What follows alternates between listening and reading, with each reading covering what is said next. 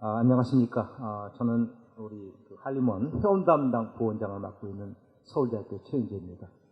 오늘 과학기술 분야 최고의 석학이신 한림원 회원님들을 비롯해서 기분 여러분을 모시고 144회가 됩니다. 이번에 한림원 토론회가 이것을 개최되면서 기쁘게 생각합니다.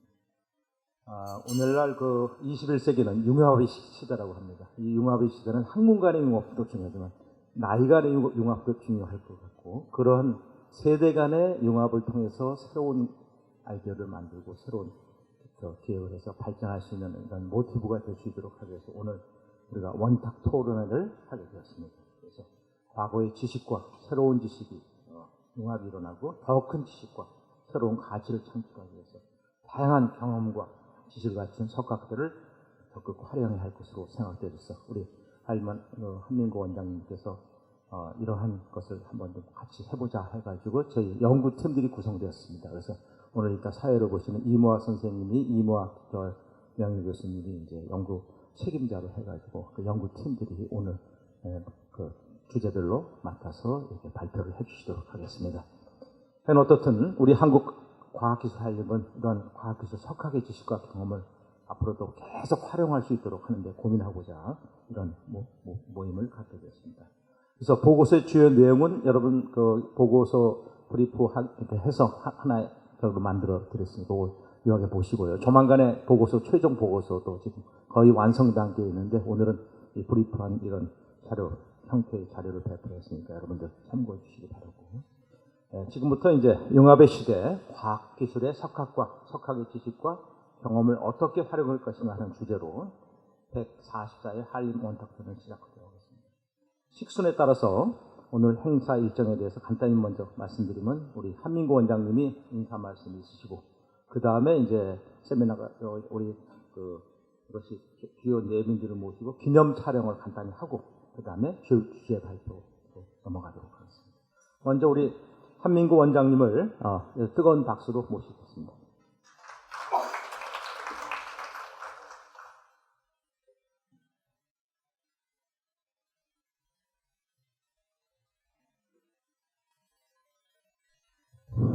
여러분 안녕하십니까. 오늘 정말 이거 11월 바쁘신 일정이 많습니다. 이렇게 나와주셔서 대단히 감사합니다. 오늘 참석해 주신 저희 정길생 전임원장님, 이무근 이사장님, 최양희 장관님께도 감사드립니다. 우리 최양희 장관님은 전에 장관이었지만 우리 아마 오늘 오신 한림원 회원 중에서 최연사라고 제가 생각합니다. 잠깐만 일어나십시오. 박수 한번 쳐드리겠습니다. 나와주셔서 감사합니다. 내 기분 여러분 대단히 감사합니다. 조금 전에 사회자도 말씀해 주셨지만 융합의 시대, 과학기술 석학의 지식과 경험을 어떻게 활용할 것인가, 이건 굉장히 중요한 화두가 아닐 수가 없습니다.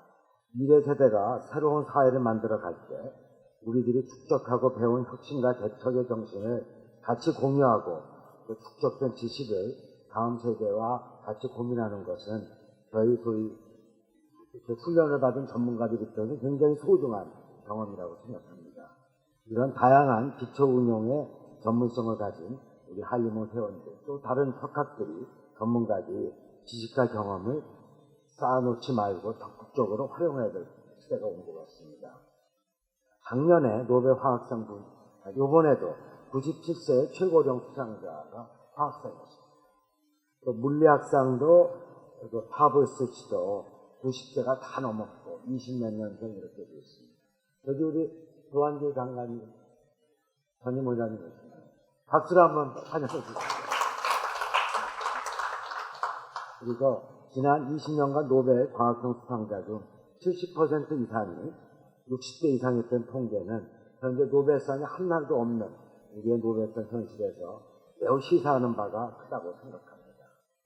그래서 저희 한림원에서는 이런 경험 많고 경륜이 있는 분들을 어떻게 국가에 봉사할 수 있고 또 본인의 지식을 활용할 수 있나 해서 이런 정책 연구 시작했고, 그 정책 연구 결과가 오늘 여러분들과 같이 공유하고 해서 이 축적된 좋은 경험과 경륜을 어떻게 다음 세대로 넘기고 활용할 수 있나 하는, 요새 우리 시대에 정말 필요한 토론회입니다. 그래서 여러분, 저희들이 이제 보고서를 내고 하지만 오늘 토론회에서 좋은 의견을 내주시게 해서 이 굉장히 중요한 토픽이 우리 한림원의 발전은 물론 우리 사회 발전에도 큰 도움이 되기를 다시 한번 여러분과 같이 기대하면서 오늘 준비해 주신 오늘 패널 멤버 토론자 여러분께 깊이 감사합니다. 다시 한번 감사합니다. 자, 그러면 지금부터 본격적인 토론을 시작하도록 하겠습니다. 오늘 주제 발표는 앞에서도 말씀드렸듯이 과학기술 석학의 지식과 경험의 활용 방안을 주제로 해서 우리 김승조 서울대학교 명예교수님, 그 다음에 이은규 한양대학교 명예교수님께서 발표해 주겠습니다. 먼저 우리 서울대학교 항공우주학과 명예교수님이신 김승조 교수님을 모시고 교육 발표하도록 하겠습니다. 교수님 양력은 그 자료에 나와 있으니까 참고해 주시기로 부탁드리고요. 자, 박수와 함께 네, 김승조입니다. 제가 저희들이 연구한 내용을 주제 1 발표에서 요약을 해서 말씀드리도록 하겠습니다. 여기서는 교육 연구 분야의 활용 방안을 말씀드리고, 다음에는 연구 평가, 그다음에 ODP 이런 쪽으로의 활용을 말씀드리겠습니다. 이게 저희가 연구했던 내용이 되겠습니다. 과학기술 석학 지식과 경험의 국가적 활용, 이렇게 해서 이모아 교수님과 5분의 그 연구원들이 연구를 했습니다. 그래서 이렇게 생긴 책이 이제 조만간에 나올 겁니다. 전에 없이 이제 사람들이 오래 살게 되고 있죠. 첫 번째 건 지난해에 나온 그 영국 의사가 쓴 책인데요. 끔찍한 일인지 모르지만 지금 살고 있는 몇몇 사람은 1000살까지 살지 모른다고 주장한 책이 나왔습니다. 그래서 한 10분의 1로 할인을 하면 100세 건강은 아마 유지가 되지 않겠느냐. 그러면 65세 평균적으로 은퇴를 하시면 한 30여 년은 할 일이 있어야 되겠죠. 그런 것들도 저희들이 좀 감안을 해서 연구를 했었습니다. 앨런 머스크라고 그 스페이스X나 테슬라라는 자동차 회사 유명한 친구가, 사실 이 친구는 자기는 AI 기술을 많이 활용하고 있습니다만 AI에 대한 위험성을 얘기를 하고 있는 사람들 합니다. 로봇이 이제 일은 다 할 거고, 그 월급은 누가 주느냐? 정부가 그냥 먹고 살아야 되니까 일반인들 이렇게 될 것이다. 그리고 이 친구가 많이 주장하는 것 중에 하나는 전통적인 교육 체계가 이제는 쓸모없게 돼가고 있다. 4차 산업혁명이니 이런 여러 가지 그런 트렌드 때문에 그렇겠죠. 그 다음에 제프 베조스는 지금 전 세계에서 제일 부자죠. 제일 부자. 이 친구는 지금이야말로 AI의 황금 시대다. 그야말로 4차 산업혁명의 시대를 말해주는 거죠.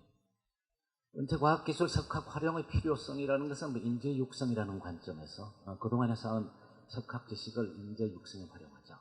그다음에 연구 환경을 조성을 해서 은퇴 후에도 지속적으로 연구를 해서 세계적인 연구자로 날 수 있게, 좀 너무 65세라든지 이렇게 나이 제한을 두지 않는 연구 환경도 조성해보자. 그 다음에는 은퇴 석학들이 더 조직적으로 중소기업을 위주로 한 산업체에서 역할을 할 수 있게 하자. 방금 말씀하신 이제 은퇴과학기술자들이 점점 늘어나는 이 상황에 대처를 하자. 60세 이상 교원 숫자가 당연히 아시겠지만 지속적으로 늘어나고 있습니다. 12, 17년에 8.7%, 15% 늘어나고 있습니다. 사실은 표를 보면 현직 교수들은 줄고 있어요. 줄 수밖에 없죠. 학생이 자꾸 주는데. 그러니까 이제 은퇴하신 교수는 점점 내려가서 더 많아질지도 모릅니다. 한 30년, 100세 평균으로 살게 되시면 그렇죠. 그래서 이런 인력들을 활용하자. 실제적으로는 산학연 전반적으로 고급 인력은 부족하게 되고 있습니다. 특히 방금 말씀드린 대로 중소기업 쪽이 그런 부족한 상태를 심화하죠. 전 세계적으로도 해외 과학 석학 활용 현황을 이렇게 보여주고 있는데, 미국, 일본, 유럽, 중국을 전체적으로 저희들이 대체적으로 알고 있는 내용인데, 미국 같으면 중고 청소년 대상, 이제 전체적으로 청소년 대상으로 하는 것이 이제 제일 많은 거죠. 근데 문제는 청소년 대상이 지금 4차 산업혁명의 이런 패러다임 속에서 우리 좀 나이가 들은 석학들이 어떤 역할을 할 수 있냐는 좀 고민할 문제고 한번 얘기하겠습니다. 그리고 일본도 마찬가지로 강의, 연구, 컨설팅 등을 통해서 역할을 할 수 있게 하고, 유럽도 마찬가지입니다. 중국은 뭐 다 아시다시피 한림원 과학원인가요?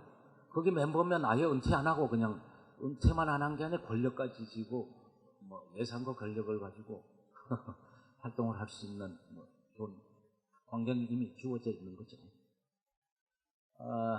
국내는 뭐 조사를 해본 결과 대부분 미국 프로그램을 모방을 했고 일본 것도 좀 따라한 것 같다, 이런 평가가 있었고요. 중소기업 기술 지원, 청소년 과학 교육, 멘토링 뭐 이런 것들이 중심입니다. 멘토링은 저희 할리몬에서 멘티 프로그램. 그 밖에 뭐 은퇴과학시설 자발적으로 재능 기부 활동을 하고 협회를 통해서 뭐 지원을 해서 지원센터 운영 등에 이제 들어가서 하고 있습니다. 그다음 또 해외 사업적으로는 ODA 사업이 운영이 되고 있습니다만 활동 범위가 좀 제한되어 있다는 판단을 했습니다. 지금 기존 프로그램들은 이제 다양하게 있는 것처럼 보이는데 이제 부처별로 하기 때문에 독자적이거나 산발적, 그러니까 중복도 되고 단기적이기 위해서는 끝난다. 그래서 좀 총괄 종합 관리하는 시스템이 생겼으면 좋겠다라는 것입니다. 그 다음에 국제화 시대인데 과학 외교가 좀 약하니까 과학기술사업학이 국내 활동의 출신보다는 좀 글로벌 스케일로 나가는 것도 바람직한 게 아니냐 하는 생각이 있습니다. 그리고 세 번째는 뭐 좀 중요하다고 보는데 지금까지 하는 것은 대부분 자기 발전으로 본인이 가서 응시를 하든가 뭘 해서 당첨이 되면 하는 식으로 되어 있습니다. 조직적으로 좀 하는 것이 모자라고 있으니까 어떤 조직을 만들어서 서비스 제공 수요를 발굴해서 제공하는 시스템, 이런 것들을 만들어서 가면 좋겠다. 좀 중복이 됩니다만 뭐 서비스 내용들이 이제 분야별 취업처 너무 단조롭고 효과적이지 못하다. 그래서 이것들 계속 말씀드리겠습습니다만 프로그램을 개발해서 어떤 특정 프로그램을 개발해서 어떤 조직을 만들어서 활용을 하자라는 거고, 정부에서 독자적으로 추진하는 ODA 사업의 개별 연태 과학기술 등이 응모하는 형태가 돼서 활용한 데가 있으니까 이제 어떤 우리가 만드는 조직에서 인력 데이터 풀을 가지고서 때로는 초빙도 하고 이렇게 해서 좀 조직적으로 가보자, 생각입니다. 그래서 지금까지 문제점을 받고 그 안으로 지금 3개를 말씀을 드리고 다음에 발표하신 분께서 2개를 말씀하셨습니다. 지금이 뭐 4차 산업혁명의 화두니까 거기에 대비한 후속 세대 교육 프로그램을 기획을 하고 운영을 하고 그걸 통해서 우리가 할 수 있는 역할을 만들어야 좋겠다. 그 다음에 과학고등학교, 영재고등학교에서 교육과 진로 상담에 참여를 하면 어떻습니까? 석자 연구교수, 강사 등 겸임교원도 지금 독자적으로 개별적으로는 하고 있지만 좀 더 조직적으로 할 수 있게끔.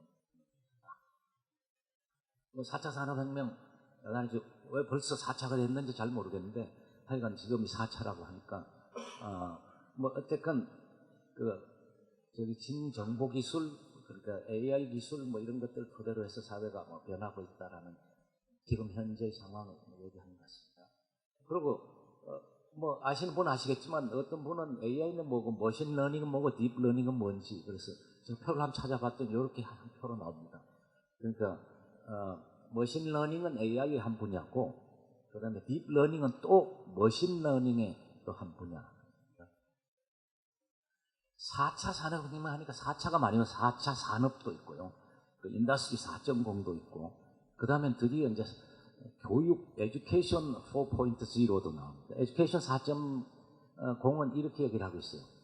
교육 1.0은 인터넷에 이루어졌다. 그죠?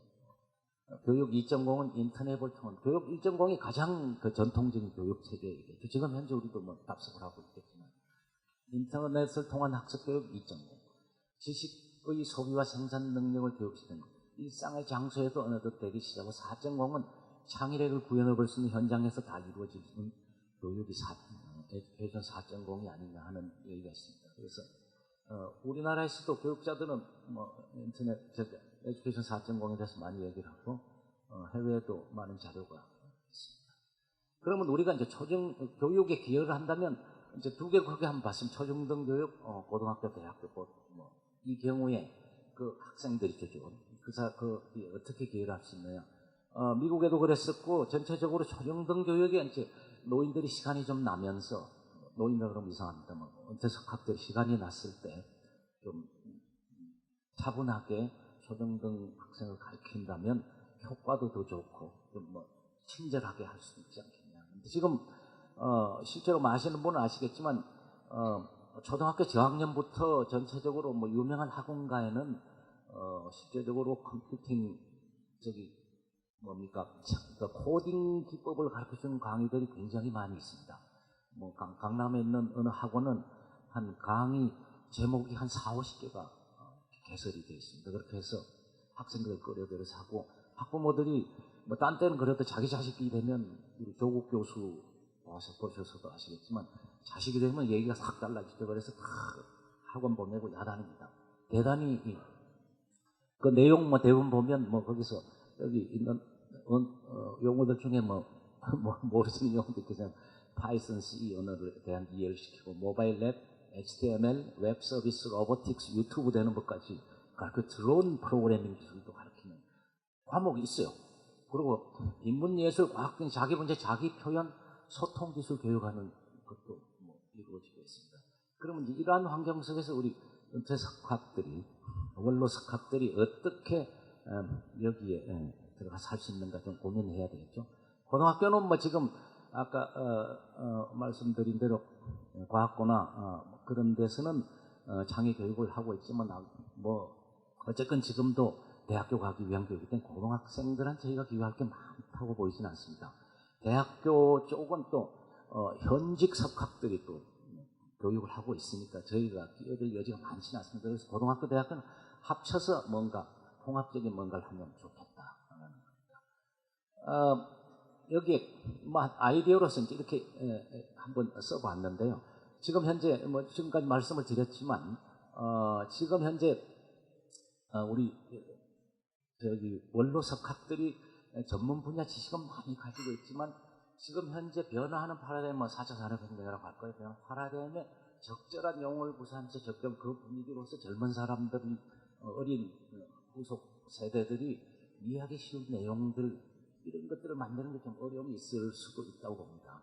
그래서 그런 것들에 대해서 좀 고려를 해보면, 첫 번째로는 더 강화된 석학 강연 멘토 멘티 프로그램 지원이 있었으면 좋겠다. 멘토 멘티 프로그램 호응이 좋은 것을 일단 알고 있고, 그 다음에 석학 강연도 그렇습니다만 좀 더 그것을 좋게, 더 호응도가 좋게 만들면 좋을 것 같습니다. 강화하는 것 중에서는 이제 가시는 분들에 대한 수당도 좀 더 드리면 좋을 것 같고요. 그 다음에 할리먼 같은 데서 이렇게 관심을 더 가지고, 학교 쪽이 관심을 더 가지고, 예를 들면 가면요, 과학교사 한 사람 딸랑딸랑 나와가지고 급히 나와가지고는 하다 보면 애들은 아이고 이때도 하고 다 자고, 이렇게 되면 이제 이게 분위기가 특히 고등학교 가면 고등학생들 밤늦게까지 학원 다니다가 좀 졸려 죽겠는데, 그래서 이제 그런 거 관리가 좀 더 잘 되면, 예를 들어 적어도 교장 선생님이 나와서 이렇게 인사를 하고 교장 선생님이 어레인지를 해주고 이렇게 가면 좋겠고, 멘토 멘티 프로그램도 좀 더 강화되고 지원금도 좀 더 있으면 좋겠다. 그 다음에는 지금 4차 산업혁명 환경에서 이제 원로 석학분들이 현재의 IT 지식이라든지 여러 가지 용어라든지 이런 게 좀 익숙하지 않으시니까 자체 스터디 그룹을 만들어서 이런 여러 가지 교육 프로그램에 참가할 때 좀 더 젊은 사람들 가까이 갈 수 있는 것들 자체적으로 학습하는 이걸 만들면 어떻게 했냐는 얘기를 해봤습니다. 그렇게 해서 이제 그게 맞는 전공 분야별 이번의 지식과 합쳐서 전공 분야별 교육 프로그램 만들면 됩니다. 그래서 초등학교 같은 경우는 석학의 전문 분야에 초등학생들이 관심을 많이 가지고, 초중등이면 학부모 관심이 굉장히 중요하지 않습니까? 학부모가 이거는 아이들한테 시켜야 되겠다 이런 생각이 들 수 있는 걸 만들었으면 좋겠고, 고등학교 이상은 연합 강연 프로그램 이런 것들을 만들어 가지고 좀 더 넓은 틀에서 관심 있는 사람들이 오게끔 해주면 좋을 것 같다. 그래서 이런 것들을 좀 더 조직적으로 하기 위해서 제 생각에는 일단 과학기술 한림원에 같이 평생교육원 같은 거 좀 더 격조가 높은 형태의 평생 교육원 같은 걸 만들어서 거기서 더 조직적으로 거기서 또 그 교육원 조직에서 멘토멘티 프로그램 뭐 여러 가지 프로그램들에 대한 지원을 강화하고 또 리셋 뭐 세셋 나온 그런 데이터베이스를 통해서 또 어떤 분들은 특별히 이렇게 초빙을 해서 하면서 품격을 높일 수 있을 거라고 보이고요. 산업시험계 자문기구도 뭐 예를 들면 우리 한림원에서 좀 조직화해서 거기에서 어레인지를 해주면 좋겠다. 그 다음에 과학고등학교 영재교육원 과학기술교육 진로 상담 사업인데 전체적으로 28개의 국립 하나, 공립 26개의 과학고가 있다고 합니다. 그래서 여기에서 대학과정 선의수제 과목, 대학개설 선의수제, AP, UP 이름이 멋있습니다. 과목수를 통해서 과학과 대학을 연결해주는 걸 하는데 지금 현재 석사나 박사과정 현직 교사의 부족으로 미흡하게 진행되고 있는 시점이고 2018년부터는 석박사 학위를 소지한 교사나 초빙 강사는 확보를 해야 되기 때문에 원로 교수님들이 원로 석학들이 참여할 여지가 더 크지 않느냐. 그래서 여기에도 좀 역할을 하자라는 겁니다. 그래서 뭐 여러 가지겠죠. 일반 경우에 교과목 이수에 필요한 연구활동, 창의체험 활동을 전담하게 하자. 그 다음에 과학고의 대학교 연계된 AP, 앞에서 AP, UP 교과목 강의를 담당하자. 재원이 지금 아마 학교별로 있는가 봅니다. 내실학 프로그램. 근데 이걸로 부족할 수도 있으니까 우리 교육청에 얘기를 해서 예산을 좀 더 증액을 해서 좀 더 교육 있게 가면 좋겠다. 영재교육 담당 계약제 교사들은 강사로도 활용이 되실 수 있을 것이다. 라는 겁니다. 뭐 이 경우에는 박사학위 소지자로서 교사 자격증이 없어도 박사학위가 있으면 참여할 수 있다고 하니까 이런 것들도 할 수가 있습니다. 해외 유사 사업들이 앞에서 RCE 들어가서 Retirees Enhancing Science Education Through Experiments and Demonstration 이렇게 되네요.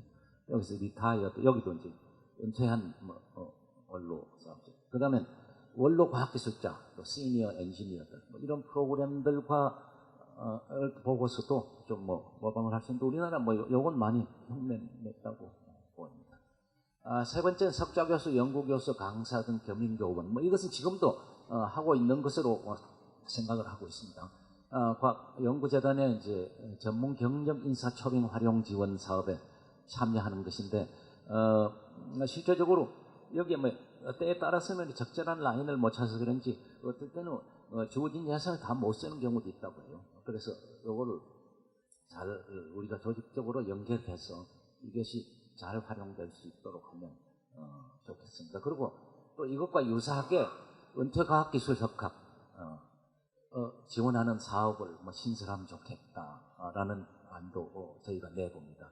그래서 좋은 안을 내서 아마 정부에 제출하면 은퇴 석학들에 대한 지원은 그렇게 비용이 많이 드는 것도 아니니까 가능하지 않겠느냐 하고 생각합니다.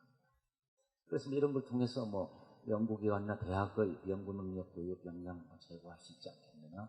그 다음에 이런 프로그램을 여기에서 좀 은퇴하기 전부터 그 프로그램에 지원케 해서 은퇴 무렵이 됐을 때 은퇴를 없이 그냥 쭉 가면서 연구를 계속할 수 있는 이런 것들도 만들어 줄 수가 있다고 합니다. 그게 여기에 있는 내용입니다.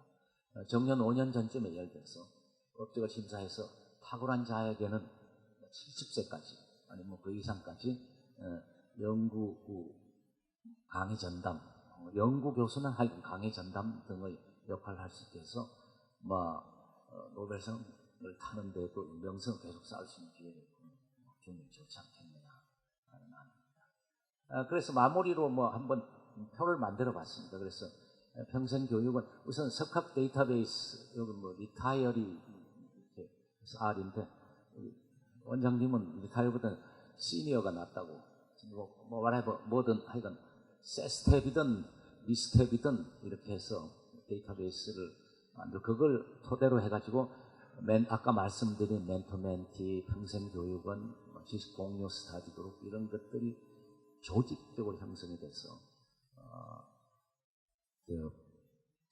은퇴하신 분 아니면 원로 석학 과학기술자들의 능력을 지속적으로 활용할 수 있는 길이 뚫리면 좋겠습니다.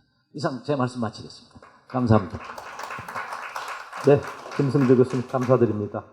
과학기술 그 석학의 그 지식과 경험을 교육 및 연구 쪽에 활용하는 방안에 대해서 구체적으로 말씀해 주셨습니다. 그러니까 우리 젊은 세대들의 육성을 위해서 우리 이제 나이 든 사람들이 과학기술 석학들이 교육의 연구 또 교육이나 연구의 경륜을 적극 활용하는 앞으로도 계속 발전되어야 할 것으로 생각됩니다. 네, 다음으로는 우리 이은규 한양대학교 명예교수님을 앞으로 모시고 취재가 듣도록 하겠습니다. 이은규 교수님의 양력은 자료집에 대체하기로 자, 이은규 교수님 부탁드리겠습니다. 네, 안녕하십니까. 한양대학교 생명나노과학과 있는 이은규라고 합니다. 그 여러 선배 석학님들 또 후배 석학님들 모시고 이렇게 좋은 자리에서 저희가 그간 한 수개월 동안 연구했던 사업에 대해서 설명을 드리게 돼서 반갑게 생각합니다. 제가 맡은 분야는 이제 그 과학기술 석학 지식들을 국가연구개발 사업 평가라든가 관리에 좀 활용해 보자. 두 번째는 이제 그 해외 지원 사업으로서 ODA 사업에 활용해 보자 그런 목적으로 말씀을 드리도록 하겠습니다. 그 사람이 늙어가는 것도 서러운데 늙어가면서 이제 사회 빗줄로 빠지는 건 더욱 서러울 것 같습니다. 그래서 이제 많은 사람들이 좋은 얘기를 남겼고 특히 이제 메가더 장군 같은 사람들은 all soldiers never die, they just fade away 아주 유명한 양이죠. 그러고 이런 노인 이런 얘기가 나옵니다. 그래서 제 생각에도 상당히 요즘 실감할 수 있는 게 저희가 이제 60대, 70대 여러 석학분들이 그 지난 80년대, 90년대 대한민국의 과학기술이라든가 산업경제 수준을 갖다 이렇게 끌어올리는데 혁혁한 공로를 끼치신 그런 분들인데 이제 그분들의 많은 경험 같은 것들이 하루 일순간에 사장된다는 것은 국가적 차원에서도 좀 곤란하지 않겠냐. 그런 차원에서 이런 사업이 아주 시의적절한 사업이라고 생각을 해보았습니다. 그래서 제가 이제 세 가지 지원 사업을 말씀드릴 텐데 첫째는 그 국가 연구 R&D 사업에 저희 석학들을 평가 및 관리 전문가로서 활용해보자 하는 그런 내용이 되어 있습니다. 그건 제가 그 지난 한 4, 5년 전에 연구재단의 기초연구본부장으로서 일하면서 많이 느꼈던 일이고 이런 사업을 갖다 저희가 제안할 때 그 연구재단이라든가 산기평이라든가 이런 여러 그 연구개발 관리 전문기관으로부터 많은 피드백을 받은 자료가 되겠습니다. 그래서 이제 그 주요한 목적은 우수 평가자 풀을 좀 확대해야 되겠다 그런 얘기가 되겠고요. 이런 우수 평가자 풀을 확대함으로써 평가의 질적 수준을 제고하고 소위 말해서 평가 문화 선진화를 도모하자 그런 얘기가 되겠습니다. 우리나라 많은 사람들이 평가공학이라고 얘기합니다. 그런데 불행하게도 많은 평가가 불공정하고 문제가 많다라는 그런 의견들이 많습니다. 이런 이유를 여러 가지 보면 이제 여러 학문 분야의 이기주의라든가 여러 가지 그 팩터들이 작용을 하겠는데 그런 것을 갖다 극복하기 위해서는 그런 데로서부터 좀 자유로운 이런 그 석학분들을 갖다 활용함으로써 여러 가지 문화 선진화를 갖다 도모할 수 있지 않을까 생각을 해봅니다.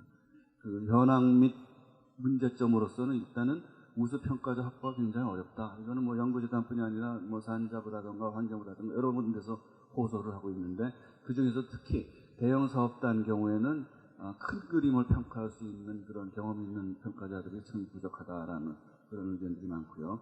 특히 이제 대형 사업의 경우에는 소위 말해서 상필한 게 적용이 됩니다. 그래서 같은 대학이라든가 같은 사업단에 있으면은 평가를 참여할 수가 없습니다. 이렇게 상필을 통해 갖고 여러 평가자들을 제외하다 보면은 풀이 굉장히 작아집니다. 그래서 아까도 말씀드렸듯이 여러 가지 공정성 문제가 제기되고 있기 때문에 그 하나의 해답으로서는 은퇴 과학기술 석학을 활용하자. 대형 연구개발 사업을 수행한 경험이 있고 또 시간적으로 또는 공간적으로 제약 없이 평가 참여가 가능하고 상피에서도 자유로운 그런 분들을 평가자로 선정하자. 이런 의견들이 많이 대두되고 있습니다. 실제로 몇 년 전에 그 앙케이트 조사를 통해서 간담회에서 본 의견인데 그분들도 연구 분야에서 존경받는 은퇴 과학기술 석학을 보다 많이 평가에 활용했으면 좋겠다는 의견이 대두되고 있습니다. 그래서 거기에 대한 추진 전략 및 방법으로서는 일단 이런 그 평가자들의 수요처는 부처사나 연구개발 지원 기관이 되겠습니다. 그리고 이제 이런 그 석학들의 평가자들을 공급해 줄 수 있는 하나의 루트로서 한국과학기술관리원 안에 어떤 조직을 두어서 거기서 과학기술 석학들의 인력 데이터베이스라든가 풀 같은 것을 확보해서 적절한 위치에 적절한 석학들을 갖다가 활용할 수 있는 그런 시스템을 만들어보자 하는 그런 얘기가 되겠고요. 특히 이런 그 패널 평가라던가 이런 데 많이 작용을 했으면 좋겠습니다. 이런 것을 갖다가 제대로 현실화하기 위해서는 제도가 필요한데 그런 제도로서 제가 제안하는 것은 은퇴과학기술 석학이 일정 비율 이상 이런 그 패널 평가에 참여하는 제도를 구축하되 그 방안으로서는 보통 이제 10월이나 11월 정도에 각 부처에서 차년도에 그 연구개발 지원사업 시행령들을 갖다가 제정하게 됩니다. 그랬을 때 그런데 한번 제정하는데 예를 들어서 연간 예산이 한 10억 원 이상 되는 비교적 큰 그런 사업의 패널 평가 시 최소 1명 이상 또는 패널의 한 10% 이상은 은퇴 과학기술 석학 참여를 제도화하자라는 시행령을 만들면은 이런 것들이 좀 더 활성화될 수 있지 않을까 생각을 해봅니다. 그래서 그런 자격 요건은 아까 우리 김순정 선생님 잠깐 말씀드렸지만은 아무나 되는 건 아니고 평생 연구 업적이 좀 탁월해야 되겠다. 두 번째는 이런 여러 가지 학회라던가 이런 커뮤니티에서도 좀 존경을 받는 그런 그 석학이었으면 좋겠다. 더욱 중요한 것은 이제 대형 연구개발 사업 수행 경험자로서 전체적으로 빅픽처를 볼 수 있는 그런 분들이 좀 있었으면 좋겠고 그런 그 경험도 풍부한 분들이 있었으면 좋겠다. 그래서 전문성 측면, 공정성 측면, 활용성 측면에서 저희 그 은퇴 과학기술 석학들을 평가에 활용하는 것은 상당한 메리트 있다고 생각을 합니다. 두 번째로는 그 국가 R&D 사업의 관리자로서의 활용을 해보자 하는 건데 이제 그것은 프로그램 매니저 우리가 보면 PM이라고 많이 부릅니다만은 PM들을 한번 PM 유치에 은퇴 과학기술 석학들을 활용해보자 하는 얘기고 이를 통해서 우리가 도모할 수 있는 것은 그 과제 관리의 전문성과 예산 투입의 합리성을 갖다 높이 제고할 수 있는 그런 목적을 갖고 있다고 볼 수가 있습니다. 특히 이 현황으로서는 연구재단 같은 경우에 이제 상근 PM들이 있는데 그분들 확보가 점점 어려워지고 있다고 합니다. 그 이유는 현직 대학 교수가 일단 상근 PM으로 가게 되면은 2년 내지 3년 동안 연구가 중단돼야 되고 다시 이제 컴백해 갖고서 다시 연구실을 복원하고 또 연구비를 따고 하는데 여러 가지 문제가 있기 때문에 능력 있고 뭐 이런 현직 교수님들이 점점 이 PM 지원하는 것들이 낮아진다고 합니다. 그래서 좋으신 분들을 모시기가 점점 어려워지기 때문에 저희 같은 그 은퇴 과학기술 석학들을 활용해서 상근 PM이라든가 각종 추진위원회라든가 기획위원회 이런 데에 투입을 해서 이분들이 그 예산 조율 과정이라든가 이런 데서 좀 더 합리적인 그런 예산을 운영할 수 있게끔 만들어주고 기타 뭐 여러 가지 위원회에서 그 조정 역할을 하는 그런 역할을 하면 어떨까 그런 생각을 해봅니다. 특히 이제 이런 학문 내 이기주의 이런 극복하는 데 있어서는 석학분들이 가장 어울릴 것 같습니다. 왜냐하면 이제 저희도 이렇게 많이 경험합니다만은 예를 들어서 어떤 큰 과제를 두고 예를 들면은 뭐 물리하고 화학이 부딪힌다 할 때 그 평가위원들은 이제 물리 분야 전문가, 화학 분야 전문가들이 오시는데 그분들은 자기가 속한 학문을 위해서 거의 뭐 목숨 걸고 얘기를 합니다. 그래서 그런 분들을 하다 보면 이게 이제 평가가 한쪽으로 이상하게 편향될 수도 있기 때문에 이제 그런 것들을 좀 이제 조정하고 컨트롤할 수 있는 그런 그 석학분들의 그 큰 식견, 또 공정한 마인드 이런 것들이 좀 필요하지 않을까 그런 생각을 해봤습니다. 그 추진 전략으로서 이제 아까도 말씀드린 이제 그런 그 포맷을 띄게 되겠고요. 이제 좀 구체적인 방법으로는 일단 아까 말씀드린 이제 연구재단의 PM인데 그건 꼭 연구재단뿐이 아니라 무슨 뭐 산기평이라든가 이런 데도 적용이 될 수 있을 것 같습니다. 그다음에 이제 국책사업의 추진위원회 이런 건 이제 뭐 여러 가지 국책사업은 아시다시피 여러 가지 추진위원회들이 여러 레벨로 있는데 그런데 어떤 특정 세부 기술에 대한 전문성보다는 이제 좀 큰 차원에서의 판단력을 필요로 하는 경우가 많은데 이럴 때 우리 은퇴과학기술 석학들을 좀 활용해보자 하는 그런 바람이고요. 그다음에 그 국가 R&D 사업의 기획위원회도 마찬가지 얘기가 되겠습니다. 그래서 아까도 말씀드렸듯이 제도가 필요한데 이런 제도를 구축하기 위해서는 아까 말씀드린 대로 그 부처 시행령에 반영을 하면 어떨까 생각됩니다. 올해는 좀 늦었지만은 만약에 이 사업이 잘 돼갖고서 내년도 가면 내년 한 10월, 11월 정도에 그 부처 공무원들하고 그다음에 이 연구개발 지원 기관의 사람들하고 이제 모여서 시행령을 짜게 됩니다. 그때 이제 이런 거를 우리가 잘 포뮬레이션 해갖고서 반영할 수 있게 하면 좋겠다는 그런 생각을 해봅니다. 두 번째로서는 기초 연구 또는 원천 연구의 성과를 좀 더 산업화 실용화에 연계하는 데 활용해보자 이런 얘기가 되겠습니다. 아까도 말씀드렸듯이 지금 현재 60대, 70대 분들은 우리나라의 그 여러 가지 산업 경력을 통해 갖고서 산업 기술의 수준을 갖다 많이 올린 그런 경력들이 혁혁하신 분들이기 때문에 그분들의 경험과 지식을 갖다가 그냥 내팽개두지 말고 가능하면 좀 생각해보자, 그런 얘기가 되겠고요. 일단 목적은 이 기초 원천 연구 성과 중에서 그냥 뭐 논문만 쓰고 끝나는 것도 있겠지만 그렇지 않고 그것들이 5년 후, 10년 후 실용화가 될 수 있지 않을까, 산업화가 될 수 있지 않을까, 그런 그 과제들이 상당히 있습니다. 그래서 그런 것들을 일단 발굴하는 게 중요하겠고, 왜냐하면 현직 대학 교수들은 그냥 논문 쓰고 대부분 끝납니다. 왜냐하면 그분들은 논문 뺏기 신경 안 쓰기 때문에. 그렇지만 이제 그것을 갖다 받아서 어떤 애플리케이션적으로 발굴하는 것은 안 하기 때문에 현재는. 그래서 그런 것들. 그 다음에 이제 산업체 측면에서 보면 이제 기술이 필요한 분들인데, 이분들은 그런 그 기초 원천 기술이 어떻게 연계될까에 대한 그런 뚜렷한 마인드라든가 식견이 아직은 없습니다. 그래서 그런 그 양쪽을 갖다 다 볼 수 있고, 그런 것들을 통해서 파이프라인을 구축할 수 있는 그런 역할을 갖다가 저희가 좀 하면 어떨까 하는 그런 생각을 합니다. 우리가 지금 국가적으로도 많은 얘기를 듣습니다. 그 기초연구비 몇 조씩 갖다 쓰는데 노벨상도 못 받고, 그렇다고 산업화가 제대로 되는 게 있냐, 이런 얘기 갖다 많이 듣는데, 이런 것도 우리가 잘 하면은 그런 그 국가의 어떤 바램 또는 사회의 바람을 갖다가 일정 부분 소화할 수 있는 계기가 되지 않을까 그런 생각을 합니다. 실용화가 미흡하다는 얘기를 많이 듣고 있고요. 그것은 제 생각에는 기술 공급자하고, 그러니까 연구자죠. 그 다음에 기술 수요자, 산업체하고의 어떤 간극이 아직 있습니다. 큰 갭이 있습니다. 그래서 그 갭을 이렇게 메꿔줄 수 있는 그런 그 어떤 그 시스템이 필요하고, 그것을 하기 위해서는 이제 수요와 공급 양측을 동시에 이해하고 분석해서 문제를 해결할 수 있는 그런 사람부터 시작해서 인프라스트럭처, 시스템 이런 것들이 필요하다고 볼 수 있겠습니다. 추진 전략으로는 이런 그 연구 성과나 이런 것들은 연구재단이라던가 또는 아까 말씀드린 상기피라던가 연구지원 기관에서 1년에 몇백 건씩 몇천 건씩 나옵니다. 그 중에서 잘 발굴을 해야 되겠고요. 산업체 기술 수요는 각 산업체 협회라던가 또는 바로 앞에 있습니다만은 산업기술진흥협회 이런 데 이제 다 데이터베이스가 들어오기 때문에 그런 데서 이제 그 데이터를 얻어갖고 결국은 이제 매치메이킹을 하는 거죠. 중매를 쓰는 겁니다. 그 기초연구 또는 원천연구의 성과하고 산업체의 어떤 테크니컬 니드하고 그거 갖다 이제 잘 중매를 써갖고서 매치메이킹을 하는 그런 시스템을 만들어보자는 그런 의미가 있고, 좀 더 구체적으로 말씀드리면은 과학기술 한림원 산하에 소위 말해서 가칭 은퇴 과학기술 석학 자문위원회 성과 확산을 위한 그런 것들을 좀 만들어 갖고서 1년 내내 상시 돌릴 수 있는 그런 시스템을 만들었으면 좋겠습니다.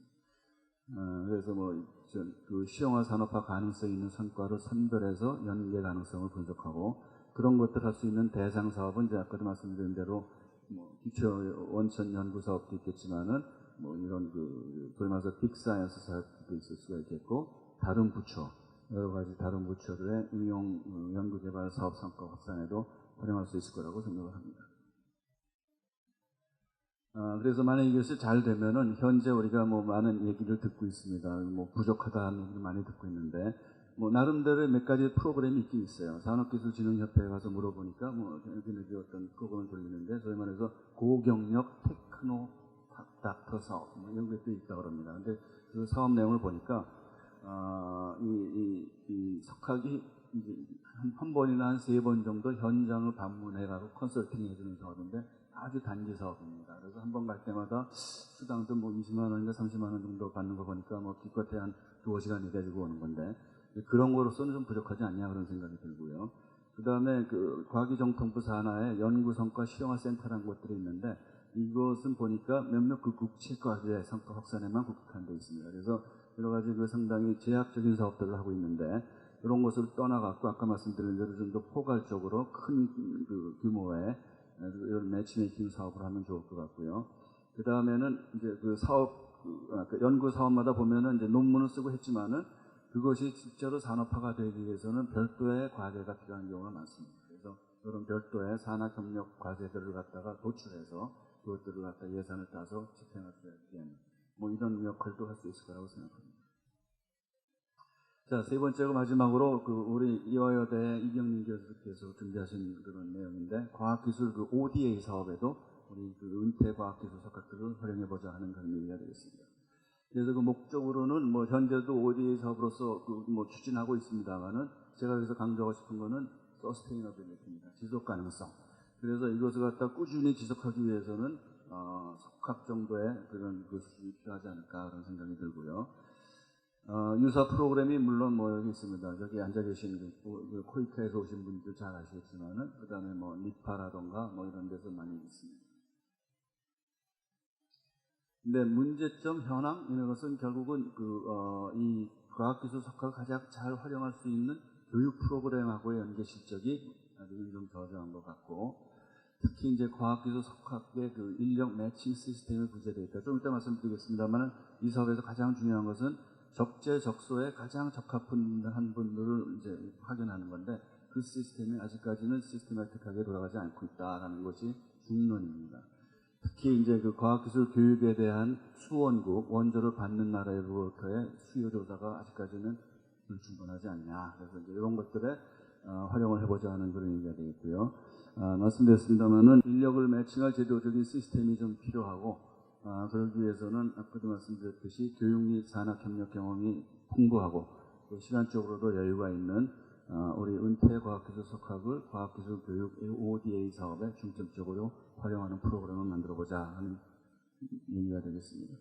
해외 프로그램 잠깐 살펴보도록 하겠습니다. 이제 일본, 독일, 네덜란드를 갖다 우리 이경민 교수가 조사를 해왔는데, 일본 경우에는 지카라 그럽니까? 뭐가 이런 게 있고요. 그 다음에 이제 독일 경우에는 세스라 그래갖고 시니어 엑스퍼트 서비스, 네덜란드에는 PUM이라는 그런 프로그램을 갖고 이제 돌아가고 있는데, 그런 것들 갖다가 분석해 본 결과, 일본의 지카 사업은 직접 퇴직자를 포함한 시니어 해외 파견 사업을 운영하고 있으나, 독일과 네덜란드는 독립된 비영리 기관을 통해서 퇴직자 해외 파견 사업을 운영하고 있다. 이런 의견이 도출됐고, 그 다음에 이런 사업의 성공 여부는 아까도 말씀드렸듯이 수원국에서의 요청 과제 또는 요청 사업에 대한 정확한 내용 파악과 목표 파악, 그리고 적합한 봉사자를 매칭시키는데 그게 가장 키인 것 같습니다. 그래서 지금 ODA 사업이 잘 안 된다는 얘기는 못하겠지만, 이제 조금 어떤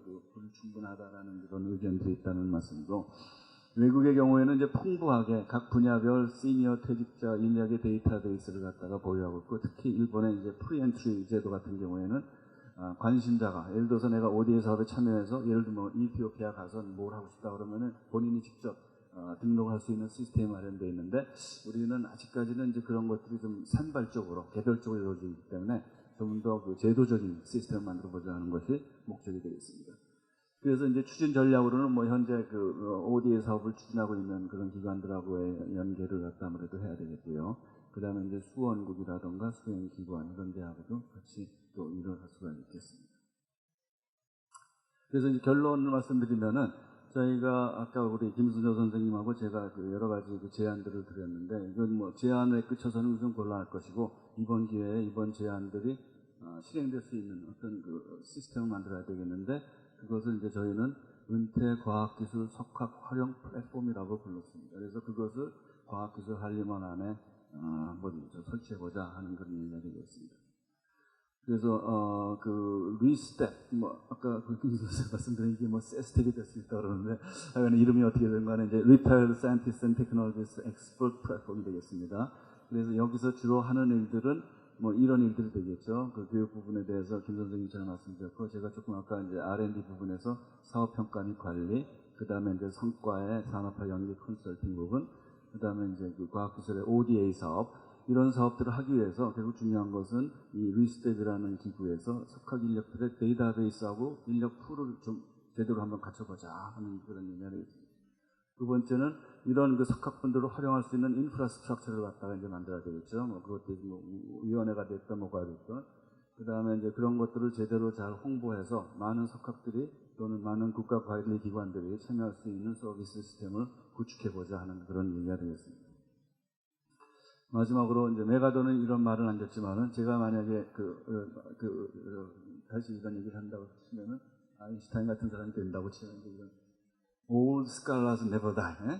석학들은 전혀 죽는 게 아니라 just slip away. 그냥 이 현장 전면에서 살짝 없어질 뿐이다. 그래서 우리가 이런 슬리핑 어웨이 되는 그런 석학 지식들을 갖다가 얼만큼 국가 차원에서 잘 활용하느냐에 따라서 우리가 앞으로 더 도약할 수 있는 좋은 기회가 마련되지 않을까 생각합니다.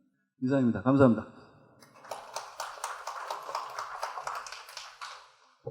우리 이용규 교수님 감사합니다.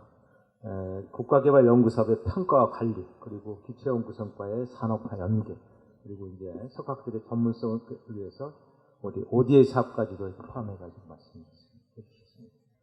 자, 이렇게 해서 이제 우리가 앞에 두 분 발제자들의 발표를 들었고, 지금부터는 이제 지정 토론으로 넘어갔어요. 지정 토론 준비를 좀 해주시고, 예, 자리가 정리되었으므로 본격적인 토론의 시간을 갖도록 하겠습니다. 오늘 토론의 자장은 앞에서 제가 말씀드렸듯이 이모아 서울대학교 명예교수님이고, 이 과제의 총괄 책임자가 있습니다.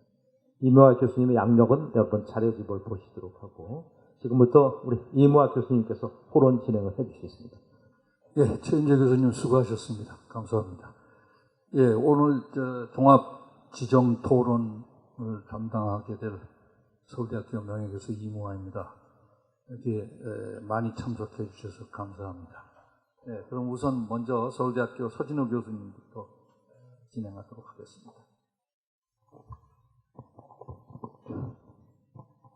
예, 저 서울대학교 서진호입니다.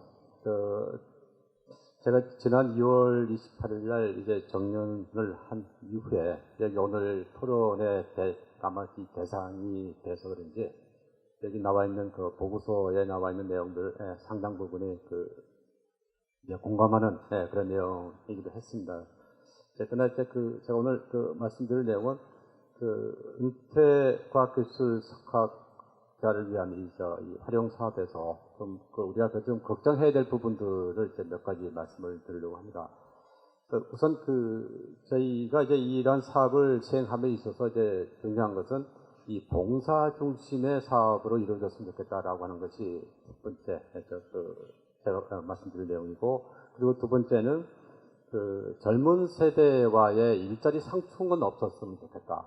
자칫 은퇴과학자의 활용을 하는 과정에서 혹시 노역으로 비칠까봐 그런 부분이 좀 걱정이 돼서 이 봉사 중심과 젊은 세대의 일자리와 상충되지 않는 그러한 전제 조건 속에서 우리가 이제 은퇴과학기술자를 활용할 수 있으면 국가적으로 굉장히 유익하지 않을까 이제 그런 생각을 했습니다. 그래서 그 과정에서 이제 한림원 산하에 아까 두 발제자께서 말씀하신 은퇴과학기술 석학 활용 플랫폼을 만드는 것을 참 굉장히 참신하고, 진작 우리가 이러한 플랫폼이 있었으면 어떻을까라고 할 정도의 좀 그러한 아이디어는 굉장히 좋은 거라고 생각하고, 한림원에서도 좀 적극적으로 이 플랫폼 설립을 위한 재원, 여러 가지 지원이 있었으면 좋겠다는 생각을 했습니다.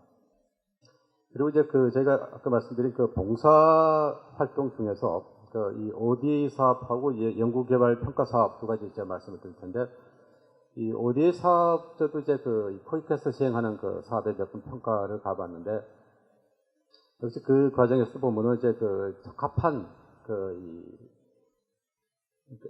적재적소에 필요한 인재 이 발굴이라고 그럴까요? 이 확보가 참 쉽지가 않았던 것 같습니다. 그래서 때로는 이제 평가하는 과정에서 이제 적합자가 없어서 다음 평가를 미루는 그런 경우도 있었었는데, 그래서 이제 그런 과정에서 이제 우리 은퇴과학기술 석학의 데이터베이스를 구축하고 코이카 또는 이제 다른 이 ODA 사업 시행기관과의 그런 유기적인 협력 관계를 유지하는 것은 굉장히 중요한 부분이라고 생각합니다. 그래서 이 부분은 이제 특별히 저희가 어떤 재정적인 지원 없이 바로 시행할 수 있는 부분인 것 같아서 당장 할 수 있는 부분이 아닌가 싶고요. 그다음에 연구개발평가 사업은 이제 저도 이제 한국연구재단의 이사 여러 가지 이 CRD 여러 가지 평가 사업을 했는데, 아무래도 시니어가 이제 특히 패널 평가 같이 이제 대면 평가에 참여했을 경우에 다른 평가자에 영향을 줄 수 있는 여지가 굉장히 많습니다. 그래서 이제 우선 이 평가자 확보가 쉽지 않다는 것은 이제 이해를 하지만은, 그래서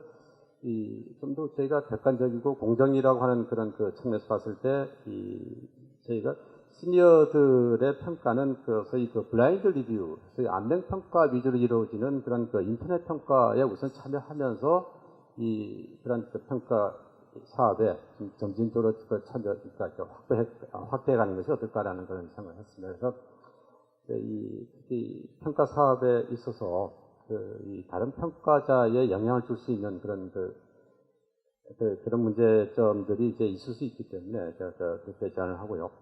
그리고 이제 마지막 제가 말씀드릴 내용은 아까 김성조 교수께서 말씀하셨던 것 같은데 전문 경력 인사 초빙 활용 사업에 이제 우리 이 은퇴 과학기술 석학을 포함시키면 어떠냐 하는 제안을 했는데 사실 연구재단의 어떤 이래저래 관여하다 보니까 이 전문 경력 인사 초빙 활용 사업 지원 사업이 가장 로비가 많고 성탁급이 가장 많이 들어온 분야입니다. 이게 과학기술부에서 굉장히 시행하고 있는 사업인데 그래서 기존에 그런 복잡한 그런 사업에 참여하기보다는 이번 기회에 좀 중장기적인 계획을 가지고 이 은퇴과학기술 석학 지원 사업에 별도에 하는 활용 사업을 좀 시행했으면 어떨까. 그건 아마 좀 시간이 걸리겠지만은 그런 좀 제안을 드리고 싶습니다. 그리고 마지막으로 이제 은퇴과학자를 활용한 석좌 교수, 연구전담 교수, 강의전담 교수 운영은 이제 대학들을 채용을 하고 있지만은 특히 이제 이 강의전담 교수 같은 경우는 이번에 시간 강사 문제점을 이제 보셔서 아시겠지만은 자칫 저희가 이제 이 강의전담 교수 운영을 좀 더 강화를 하려다 보면은 이 기존의 학문 후속 세대들과의 일자리 상충이 될 수가 있기 때문에 제가 이 시행하는 과정에서 이제 그런 부분들은 굉장히 좀 고려를 해야 될 거라고 생각합니다. 네. 그래서 다시 좀 말씀드릴 내용은 우선 봉사 중심의 일, 젊은 세대와의 일자리가 상충되지 않았으면 좋겠다는 그런 두 가지 전제 조건 속에서 오늘 제안한 예를 들어 좋은 제안 정책과 사업이 많은데 그런 사업을 이제 단기 또는 이제 중장기를 구분해서 좀 체계적으로 시행을 했으면 하는 그런 이제 말씀을 드리고 있습니다. 감사합니다. 감사합니다. 자, 그러면 시간상 종합 토론은 나중에 하기로 하고요. 다음에는 그럼 이화여대 김성진 교수님께서 말씀해 주시겠습니다. 네, 저는 연구팀에 속해 있지는 않았는데요. 제가 이제 평소에 경험한 거, 느낀 거로 중점을 둬서 대학 연구자들의 경우에 대해서 이제 초점을 좀 맞춰서 우수한 연구자들에 대해서 말씀을 짧게 드리고자 합니다. 이제 노벨상 수상자들을 보면은 이제 90살 되신 분도 굉장히 많고 그런데 이제 우리나라의 경우는 이제 65세가 되면은 이제 은퇴를 해야 되는 이런 이제 제도가 있는데 제가 주장하는 거는 이런 국가가 비용을 들여서 65세 이상 우수과학자가 일할 수 있게 해달라, 제도를 바꿔달라 이런 게 절대 아니고 이미 제도나 분위기, 세계적인 분위기는 돼 있는데 이제 교수 자신들, 연구자들의 자신들이 좀 이거를 바꿔야 되고 인식을 이런 문화, 우리가 이제 연세가 65세 이상도 계속 연구를 해서 뭔가 좋은 결과를 낼 수 있는 뭔가 방법을 모색해야 되고 이걸 받아들이는 그런 인식을 해야 되고 이런 것들은 젊은 과학자들도 환영해야 될 일이고요. 제가 이제 이화여대에서 이런 거 제도를 석좌 교수 되기 전에는 펠로우를 하고 이렇게 여러 가지 제도를 만들어서 누구나 공감하는 이런 분들은 이제 굉장히 65세 넘어서도 연구를 계속할 수 있다는 모든 사람들의 동의가 이루어지게 하기 위해서 이제 조그만 제도를 만들었을 때 젊은 교수들이 너무 이거 만들어 달라, 나 이 제도 때문에 여기 있고 싶다, 선생님 이거 계속 이렇게 해달라, 계속되게 해달라. 매년 이제 이게 이제 문제가 총장이 이제 역할이 굉장히 중요하게 되죠. 아직 정착이 안 돼서 학교 정관을 바꿔가지고 이제 70세 이상도 할 수 있게 된다 이렇게 이제 제도가 있는데 그거를 이제 정착을 하면 젊은 교수들이 굉장히 좋겠다, 나도 희망이 있다. 그러니까 영 펠로우 제도, 석좌 교수 제도 이런 거를 계속 좀 정착화 시켜달라 이렇게 젊은 교수들이 더 열심히 이제 도와달라고 이렇게 했던 건데요. 우리나라의 경우는 이제 우수 과학자가 되려면은 교육 기간이 되게 길고 군대 문제도 해결해야 되고 우리 경우는 또 유학을 가는 경우가 많아가지고 이제 처음에 이제 이런 전임으로 자리를 맡게 되면 그때가 30대 중반, 그다음에 생명과학 쪽은 40대가 되고요. 그다음에 이제 어려운 환경 속에서 이제 그 연구 이런 시설을 마련하게 되면은 이제 50대가 되고 세계에서 이거 주목을 하게 될 때가 되면 55세가 되는데 그때 연구비를 따려고 이제 연구재단에 가면 50대 초반까지밖에 이제 연구 심사하러 안 오는 제도라서 이제 제가 위원장을 맡으면 50대 초반인데 이제 60대 머리 하얗신 분들이 이제 막 발표를 너무 열심히 하시는데 돈 별로 얼마 안 주는 거를 전 너무 민망하고 우리가 이거 심사 받아야 될 사람들이 저분들을 하는데 그 중에 10명 중에 1명만 이제 연구비를 받아가게 되고 이게 너무 문제가 많고 그래서 뭐 은퇴해서 시간이 많으신 분들이 뭐 심사를 하게 하자 이런 건 아니지만 뭐 심사자가 30대, 40대, 50대, 60대 이렇게 있으면 좋겠다. 그 세대 간의 그런 것도 서로 이해의 폭도 넓어지고 그래서 그런 연구자 풀에 이런 올수한 분들이 좀 들어가 있고 그 중에 10명 중에 한두 명은 그런 분들도 서면 평가든 발표 평가든 좀 있어줬으면 좋겠다. 저는 그렇게 항상 생각을 하고 있고요. 우리가 이제 그 어떤 그 비용 면에서 다른 나라보다 많이 적게 쓰고 있는 건 아닌데 우리가 이제 노벨상 같은 게 유연하고 뭐 이런 거는 어떤 정책이나 우리가 운용 같은 거를 잘못하고 있는 거니까 이런 것들이 가능하게 주어진 재원에서 할 수 있지 않나 저는 그렇게 항상 생각을 하고요. 그래서 예를 들어서 제가 이제 30년 동안 이화여대에 있었는데 처음에 PI를 만약에 59세 그런 58세 분들이 SRC 신청하면 불가능했거든요. 옛날에는 뭐 서류를 해와라. 66세까지 뭐 근무한다는 증명서를 해와라. 막 이래서 학교 정관에 우리는 70세까지 가능하다. 이런 걸 했는데 요즘 연구재단은 그거를 요구하지 않거든요. 그래서 그 70세가 돼도 SRC도 하고 BK도 합니다. 다 하고 그러니까 제도는 이미 2014년에 이런 나이 차별에 관한 법들 이런 것들이 있어가지고 연구비를 받을 때 이 나이를 그렇게 문제 삼지 않아서 이런 제도, 큰 제도가 다 가능하게 됐는데 왜 대학에서 그게 불가능한지 그거는 이제 조그만 소소한 법들, 그러니까 65세가 되면 뭐 꽃이 배달돼 온다든가, 사실 70세까지 이렇게 대학을 배졌는데, 그 다음에 또 교육부 그거에 따라서 이름이 내려진다든가, 퇴직금을 타가라고 한다든가, 막 여러 가지 그런 게 있고, 퇴직금을 막 여러 가지 이제 문제가 있죠. 원래 연봉 계약을 70세까지 했는데 그리고 전임 교수인데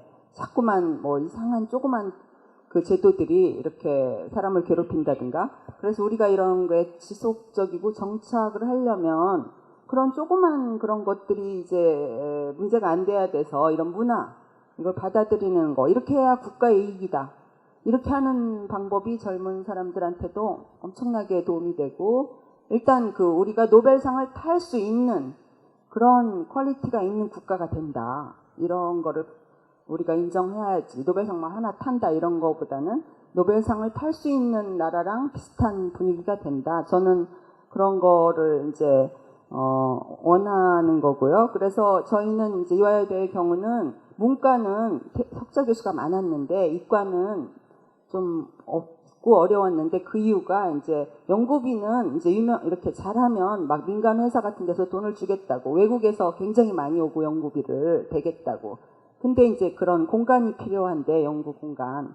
그 인문계 교수랑 좀 다른데 인문계 교수는 석좌 교수 타이틀이 딱 있고 강의를 하면 그거에 대해서 이제 그 강사료를 지급하는데 이제 이런 이공계는 연구 시설도 있어야 되고 이제 연구원도 채용해야 되고 그런 분들은 또 인격도 되게 훌륭해가지고 젊은 사람들이 타는 뭐 조교비 이런 건 전혀 안 받고 이제 연구비는 너무 풍부한데 이런 조그만 제도를 마련해줘야 되고 큰 과제를 하더라도 이분들은 PI를 맡고 싶지 않아 하죠. 왜냐하면 행정 같은 거 아니라 이거 연구만 계속하겠다고 이제 내가 60세가 됐는데 임상 1단계로 갔다.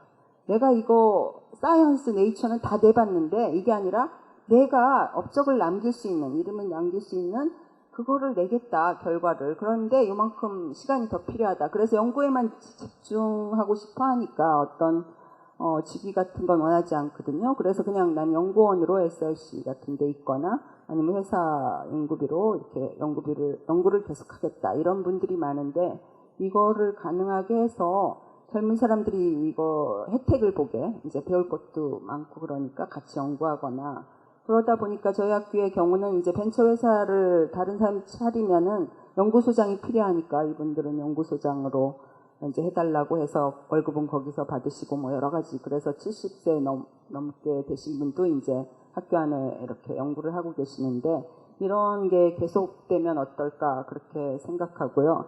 그래서 아까 말씀하신 그 이제 연구비를 연구재단에서 받으려면 나이 때문에 이제 불이익을 받을 수 있으니까 공정하게 평가할 수 있는 심사 제도가 있으면 좋겠고, 또 PM 이런 분들이 되게 중요한데 연구 열심히 굉장히 잘하는 사람이 대전에 가서 2년 있어야 된다. 이거는 연구를 방해하는 거잖아요. 그래서 연구재단에서 연구를 방해하는, 우수한 연구자가 연구를 중단하게 하는, 폴리틱으로 들어가게 하는 그런 거는 좀 약간 피해서 그렇지 않게 이렇게 운영해 주시면 좋을 것 같고요.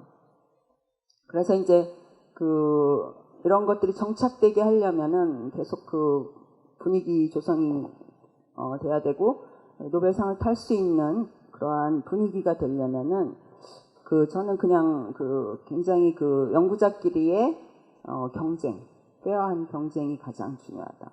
그러려면은 심사제도를 페어하게 할 수 있는, 누구나 인정할 수 있는, 이 사람은 우수하다, 이 사람은 연구만 하는 게 나라에도 도움이 되고 정말 뭔가를 빛낼 수 있는 그 사람이다, 이렇게 다 인정할 수 있는 이런 분위기를 만들어 가는 게 저는 중요하다고 생각합니다.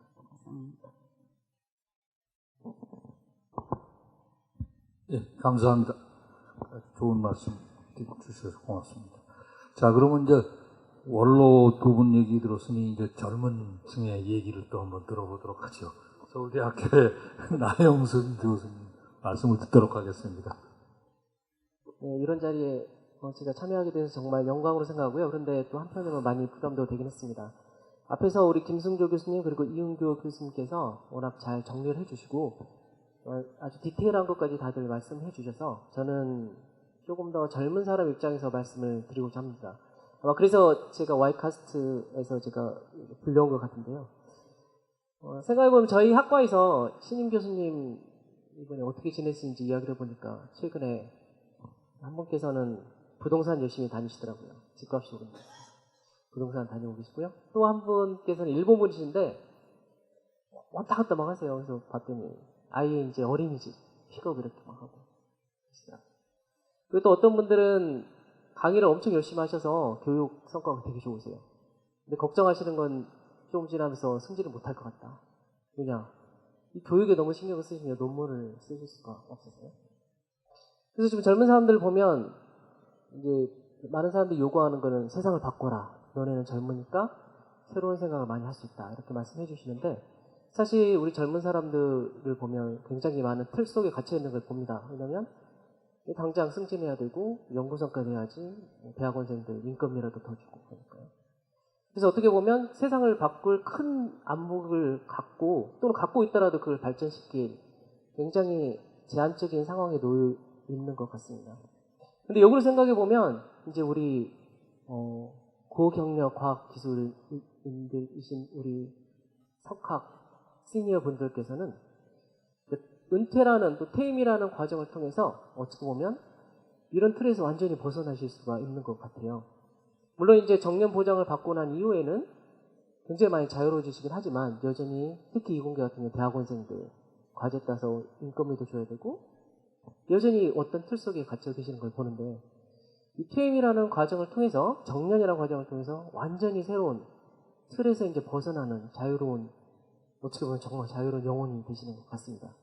그래서 너네가 세상을 바꿔라가 아니라 내가 세상을 바꿔줄게 라는 걸 해주실 수 있을 것 같다는 생각이 들었습니다.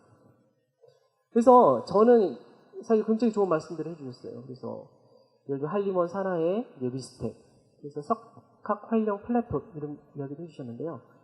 조금 더 그림을 키워주셔서 예를 들면 이공계에서 갇혀있지 않고 인문, 사회, 예술, 미술 하시는 분, 음악 하시는 분들, 그리고 산업체 퇴직하신 분들, 또는 공공기관, 그리고 정부 퇴직자들을 한데 모아서 일종의 시민을 위한 석학대학 같은 거 이런 것들을 저는 만들면 좋을 것 같습니다.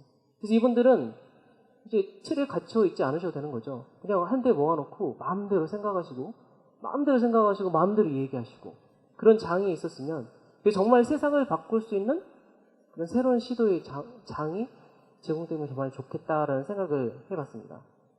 그래서 연구를 하실 수도 있을 텐데요. 물론 개인 노벨상을 받을 수 있는 연구는 각각 대학에서 하시면 되겠고요. 이런 예를 들면 제가 말씀드린 이런 석학대학 이런 데서는 오히려 융합 정책 연구 같은 걸 하시면 좋겠어요. 그래서 이공계 하시는 분이 앞으로 채용은 이렇게 해야 돼. 또는 관광을 이렇게 해야 돼. 주실 수 있잖아요. 지금 현재 정보는 부처 간에 너무 칸막이가 커서 사실 그 칸막이를 깨기가 어려운데 이런 다양한 석학들을 모셔가지고 모든 분야에서 새로운 아이디어들, 다른 분야에 계속 아이디어를 내주실 수도 있을 것 같고요. 그래서 융합적인 정책 연구를 해주실 수도 있을 것 같고, 일단 우리가 가장 필요한 것은 특히 젊은 사람들에게 입장에서는 미래를 예측할 수 있는 전략센터, 이런 센터가 정말 중요하다고 생각합니다. 이런 다양한 분야의 분들이 모이셔서 그분들의 그동안 쌓인 연륜과 그 다음에 융합적인 생각들을 통해 가지고 미래는 어떻게 될 것이다. 아주 정말 토론하실 수 있잖아요. 어떤 틀에 갇혀 있지 않고. 그래서 정부에도 미래는 이렇게 우리가 대비를 해야 된다라는 이야기들도 어떻게 보면 국가 최고의 자문기구 역할을 외부에서 정부 외부에서 할 수 있을 거라고 기대할 수도 있을 것 같습니다. 그런 연구 측면 아니라 교육 형태에서도 이제 석학 대학이잖아요. 시민들을 대상으로 해서 최고 수준의 강의도 제공해 줄 수 있을 것 같고요. 또 거기서 우리 학교에서는 이제 교수법이 굉장히 중요한 화두 중에 하나입니다. 세상이 바뀌는데 우리는 여전히 동일한 교수법으로 가르치고 있다. 그런데 말씀드린 대로 아직 젊은 교수들에게는 그런 교수법을 개발하는 데 있어서는 여러 가지 제약이 따릅니다. 제가 최근에 공학교육학술제 논문 하나 내는데 논문 게재료 같은 데를 지원받을 수 있는 데가 없어요. 근데 만약 이런 석학대학 같은 데서 이런 다양한 석학분들께서 정말 새로운 교수법 같은 것도 시민들을 대상으로 시도해 보실 수가 있을 것 같아요. 새로운 대학의 모습을 제시해 주실 수도 있을 것 같고요. 그리고 또한 아까 저도 김승조 교수님 이제 말씀하신 걸 보고 새롭게 깨달았던 거는 우리 석학분들은 정말 대단하시고 제가 우러러 보는 분들이셨는데 이분들이 새로운 문법에는 약하실 수 있겠구나. 세상이 너무 빨리 변하니까요. 그래서 항상 지속 가능성이 또한 우리 석학분들에게 중요하겠다라는 생각도 들어서요. 이건 여기 와서 이제 든 생각이었는데 이런 석학분들을 모신 자리에서는 오히려 초빙 강연을 진행을 하셔서 젊은 사람들, 정말 새로운 분야, 뜨고 있는 분야, 거기에 젊은 분들을 주기적으로 모셔서 석학분들이 여기 앉아 계시고 젊은 사람이 여기서 강연을 해서 업데이트를 하셔서 세대 간 네트워크도 만드시고 그 다음에 그런 훌륭한 연륜을 또 지속 가능하게 하시는 이런 측면도 생각할 수 있을 거라고 봤습니다. 이렇게 해서 저는 이런 큰 그림의 이런 조직, 어떤 대학 같은 거, 석학대학 같은 게 있으면 좋겠다라는 생각을 해봤고요. 그 다음 조금 이제 디테일한 거를 조금 말씀드리자면 또한 우리 석학분들의 지속 가능 측면에서 저희 젊은 사람들한테 가장 또 어르신들께 바라는 것 중에 하나는 저서입니다. 저서. 우리 대부분 이제 외국 분들이 쓰신 책을 가지고 공부를 하고 있는데 이런 석학분들께서 저서 활동을 정말 잘 하실 수 있도록 국가에서 큰 지원이 됐으면 좋겠고요. 그 다음에 학문을 계속 업데이트 할 수 있게끔 학회 참여를 지원해주는 그런 국가 과제가 있으면 좋겠습니다. 물론 논문을 또 출판하실 때도 지원할 수 있는 이런 국가 사업이 있었으면 좋겠고요. 이거는 우리 석학분들의 지속 가능 측면에서 좀 약간 디테일하게 말씀드릴 수 있겠고요. 또 두 번째로는 차세대 석학 교육 측면에서는 우리 신교수님들 오시면 신교수 워크숍 같은 게 있어요. 그래서 이제 워크숍이 한 일주일 정도 진행되는데 실효성에 대해서는 상당히 많은 질문을 하고 있습니다. 연구는 잘하시는데 교육은 한 번도 실제로 교육을 받아보신 적은 없으시잖아요. 연구를 해봤지만 가르쳐본 적은 많지 않으시거든요. 그래서 저는 또한 대학에서 다양한 최고 과정들이 있습니다. 서울대만 해도 뭐 최고 뭐 산업 과정 여러 가지 있는데 뭐 교수도 최고 교수 지도 과정 이런 거를 만들어서 우리 석학 교수님들께서 또는 석학 연구를 하신 분들께서 이렇게 새롭게 이제 경력을 시작하시는 분들을 지도할 수 있는 과정이 있으면 좋겠어요. 그래서 예를 들면 뭐 한양대 최고 교수 지도 과정이 유명해요. 그럼 우리 서울대에서 가서 이제 그 수강을 하고 그걸 통해서 정말 교수로서 제대로 설 수 있는 그런 과정들을 할 수 있게끔 해주셔도 좋겠고요. 마지막 하나는 이제 시민 양성 측면에서 하나 이제 제안드리고 싶은 거는 석학 도서관입니다. 2000년부터 시작을 한 이제 잘 아시겠지만 이제 휴먼 라이브러리가 있죠. 인간 도서관. 책을 빌려주는 게 아니라 사람을 빌려준다. 사람 한 명이 책 한 권이다. 아까도 나온 것 같이 사람 한 명이 죽는 거는 도서관 하나가 불타는 것과 같다. 같이. 그래서 요즘은 휴먼 라이브러리가 이제 점점 유행이 되고 있는 것 같은데요. 국가가 지원해서 석학 도서관이 있으면 좋을 것 같습니다. 그래서 목록이 있고 고등학교에서, 중학교에서, 초등학교에서, 과학 동아리에서, 석학 라이브러리에서 석학 책을 빌려서 이분들을 모셔서 말씀을 듣고 그럼 실제로 그 많은 이런 여러분들, 석학분들께서 하신 그 경험들을 직접 살아있는 경험을 듣고 하는 정말 우리나라에서 어렸을 때부터 학생들이 이 과학기술에 대한 아주 좋은 영향력을 받을 수 있을 거라고 생각합니다. 그래서 저는 크게 오늘은 말씀드린 것은 이제 다양한 분야의 석학분들이 모이셔서 아주 큰 세상을 바꿀 수 있는 틀을 제공해 주실 수 있는 그런 석학대학 같은 거, 그리고 또한 우리 석학분들이 지속 가능하실 수 있게끔 할 수 있는 사업들, 그리고 또한 교수 지도 과정 같은 걸 통해서 차세대의 석학 교육을 할 수 있게끔, 그다음 마지막으로는 석학 도서관에 대해서 제안을 드려봤습니다. 네, 감사합니다. 예, 아유, 감사합니다. 또 전혀 다른 관점에서 말씀 감사합니다. 자, 그럼 다음으로는 국내를 넘어선 글로벌 스케일로 코이카의 김지현 과장님의 말씀을 들어보도록 하겠습니다. 저는 ODA 관련해서 말씀드리려고 이 자리에 왔습니다. 저희 코이카는 한국국제협력단입니다. 저희는 우리나라 정부의 ODA 아까 그 약자를 아까 잠깐 말씀하신 걸 들은 것 같은데요. Official Development Assistance라고 해서 공적 개발 원조라고 합니다. 우리 정부에서 개발도상국을 대상으로 정부 차원에서 지원하는 것을 의미합니다. 코이카는 저희 외교부 산하에 있는 공공기관이고요. 저희는 과학기술 분야뿐만 아니라 굉장히 다양한 개발도상국을 지원하는 여러 가지 교육, 보건, 공공행정 생각하실 수 있는 모든 분야에 대해서 굉장히 다양한 분야 형태로 사업을 하고 있습니다. 과학기술 분야에 있어서는 저희가 개발도상국의 과학기술 혁신 역량을 지원하고 또 과학기술과 창업, 산업 간의 연계 지원, 또 코이카가 하고 있는 여러 가지 사업들에 대해서 적정한 기술, 요즘에 화두가 되는 적정 기술들을 적용해가지고 이를 주요 방향으로 저희가 과학기술 ODA 사업을 추진 중에 있습니다. 코이카 하면은 많은 분들께서 봉사단이나 자문단 파견 사업을 주로 생각하시는데요. 그뿐만 아니라 코이카에서 사실 제일 많이 하고 있는 사업 중 하나는 다년간 개발도상국을 대상으로 추진하는 프로젝트 사업입니다. 이 프로젝트 사업의 종류는 저희가 과학기술 연구개발 인프라를 구축하는 아니면 산학 연계 R&D 컨설팅이라든지 아니면 여러 가지 다학제적 접근에 대한, 요거는 제가 오늘 토론 간다고 하니까 저희 팀장님이 다학제적 접근이라는 얘기를 한번 해보라고 말씀하시더라고요. 그래서 이거에 따른 여러 가지 분야 지원에 대한 사업을 추진하고 있습니다. 아마 베트남에 우리나라에서 그 한국 V키스트라고 한배과학기술연구원 지원 사업을 하고 있는데, 이런 사업이 과학기술 연구개발 인프라 구축 사업에 좀 해당될 것 같고, 이 밖에도 에티오피아에 있었던 대학의 과학기술 역량 지원 사업이라든지, 아니면은 파키스탄의 선유기술 교육원 사업이라든지, 굉장히 여러 가지 좀 사업이 단연간 추진되고 있습니다.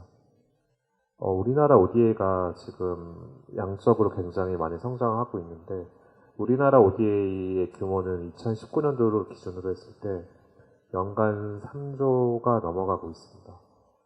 코이카에서는 이 중에 한 4분의 1 정도를 연간 추진하고 있고 이렇게 양적으로 굉장히 성장하고 있는데 과학기술 분야를 포함해서 사업에 참여 가능한 전문가분들이 충분하지 않습니다. 그리고 사업 참여를 희망하는 또 청년층들도 있지만은 실제로 저희 ODA 사업에 있어서 그보다 더 필요한 거는 지식과 경험을 보유하신 은퇴 인력을 개발협력 생태계 플랫폼으로 유인하기 위한 적극적인 노력이 더 요구되고 있습니다. 그래서 저희 코이카는 관산한 학연 및 또 시민사회 등 다양한 파트너들과 협력을 추진하고 있는데요.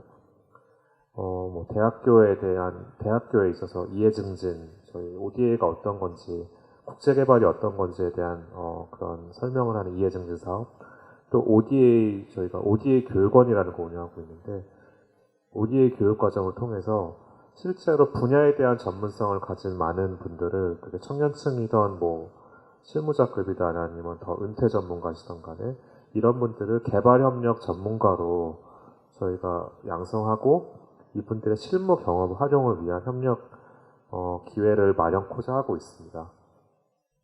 저희가 이제 봉사단을 아까 얘기하셨는데 봉사단은 저희가 매년 파견하고 있는 저희 일반 봉사단이 있고 또 시니어 봉사단이 있고 또 저희 연구 내용에도 나오는데 또 과학기술 자문단 이렇게 제도도 코이카에서는 저희가 정부 봉사단을 통합 봉사단을 운영을 하고 있습니다. 그래서 코이카 봉사단이랑 이런 과학기술 봉사단들도 여전히 운영하고 있고 매년마다 선발 과정을 통해서 선발하고 있습니다. 파견 규모는 한 연간 제가 잘 모르겠는데 과학기술 분야는 한 20-30분 정도 되는 걸로 알고 있습니다.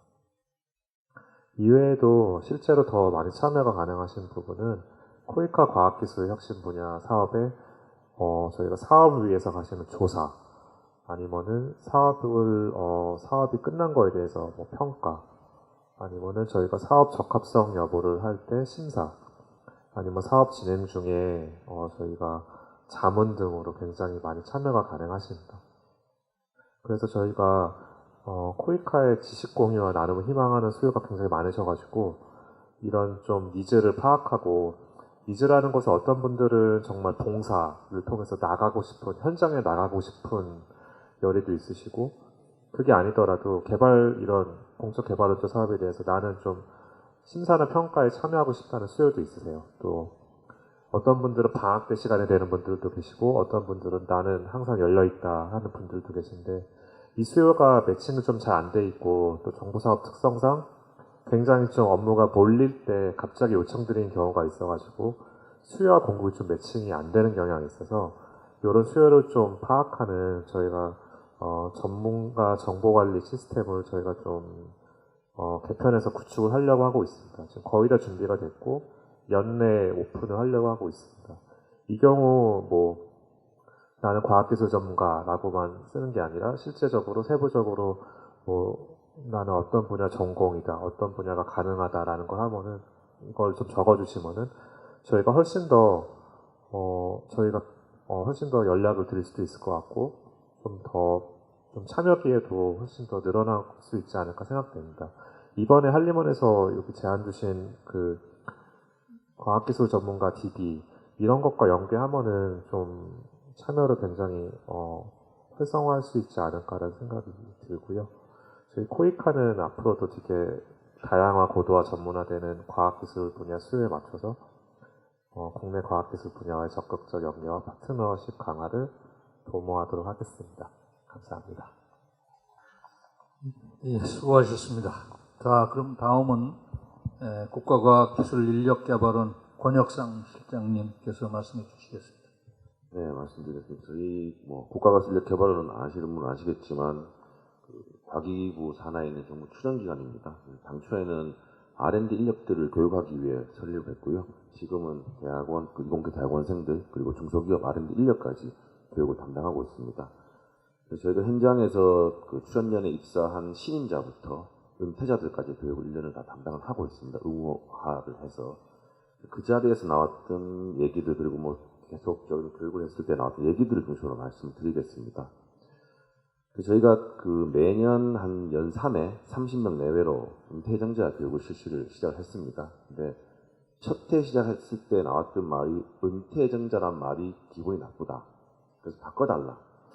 그래서 고경력 과학기술인 생애 설계 과정으로 과정명을 바꿔서 운영을 하고 있습니다. 그리고 올해는 뭐 발표도 말씀하셨지만 100세 시대니까 라이프 100이라는 그 명칭을 바꿔가지고 이제 퇴직을 하셨고 나서 뭐 강의에 관심이 있거나 교술에 관심이 있거나 분야를 나눠서 교육을 실시 중에 있고요.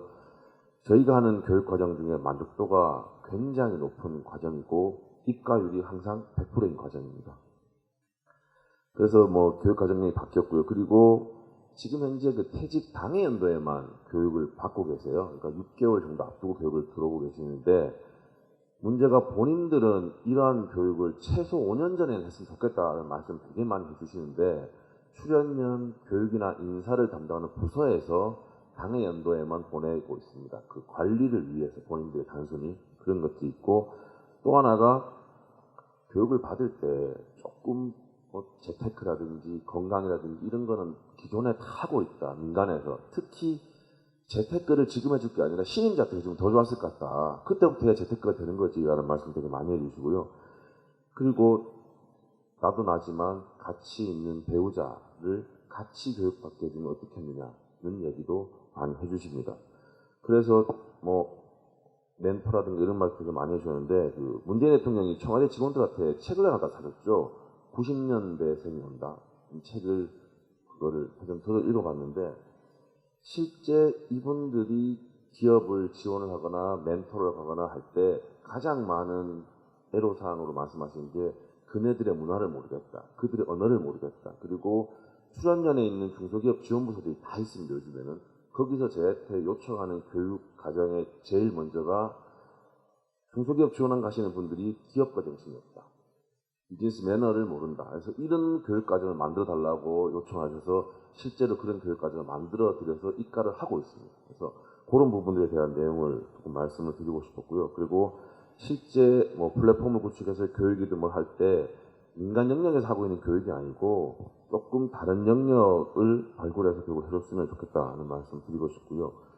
그리고 그 앞서 발표해 주신 그 석학 플랫폼 운영은 굉장히 바람직한 것 같습니다. 근데 저희도 과기부랑 지금 이러한 문제를 고민하고 있고 통합 DB 구축을 위해서 좀 사전 작업을 하고 있거든요. 근데 그 은퇴자를 대상으로 하면 그 사업들이 한 5개 부처, 14개 관리 부처에서 하고 있는데 사업별로 DB를 다 따로 관리하고 있고요. 기관에서도 따로 관리하고 있습니다. 심지어 리시 사업을 하고 있는 상기업에 요청을 해보니까 상기업만 해도 그 고경력 과학기술 사업이 3가지입니다. 근데 그 3가지 사업의 DB를 각각 부처에서 관리하고 있거든요. 통합이 안 됩니다. 그래서 저희가 이관을 받아서 연구재단 등에 요청을 해봤는데 법적인 문제 때문에 굉장히 곤란하고요. 그 키스트에서 하고 있던 리시 사업을 상기업이 이관할 때 DB를 전혀 주지 못했습니다. 그래서 상기업이 다시 모아서 관리를 하고 있거든요.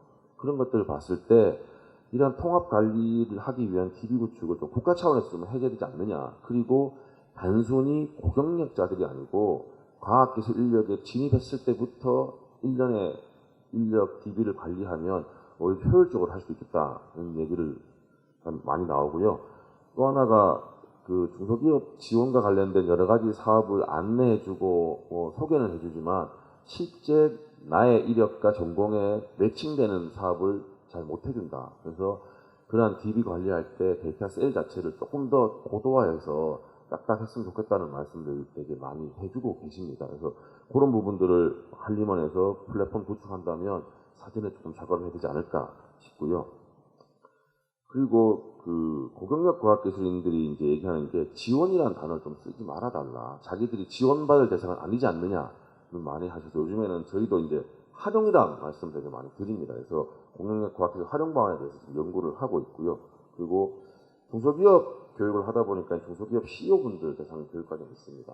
거기에도 이제 오시는 분들이 그 중소기업에 오시는 분들의 효과성, 효율성에 대해서 말씀을 되게 많이 해주시는데 조금 부족하지 않냐는 말씀을 많이 하셔서 기존에 있는 그런 사업들을 진행했거나 수혜를 받은 기관들, 기업들 대상으로 만족도 내지 FGI 정도를 해서 어떤 게 문제고 어떻게 됐으면 좋겠다는 거를 조금 연구를 해서 좀 실효성 있는 지원이 됐으면 좋겠다는 의견을 되게 많이 주시고 계십니다. 그래서 단순히 매칭해서 기업에 하루 가서 뭐 자문해주고 20, 30만 원 받는 그런 게 아니고 조금 더 실효성 있는 게 되려면 앞에 받았던 기업들의 의견이 굉장히 중요할 것 같아서 그런 걸 수렴할 수 있는 장도 있었으면 좋겠다는 말씀 드리겠습니다.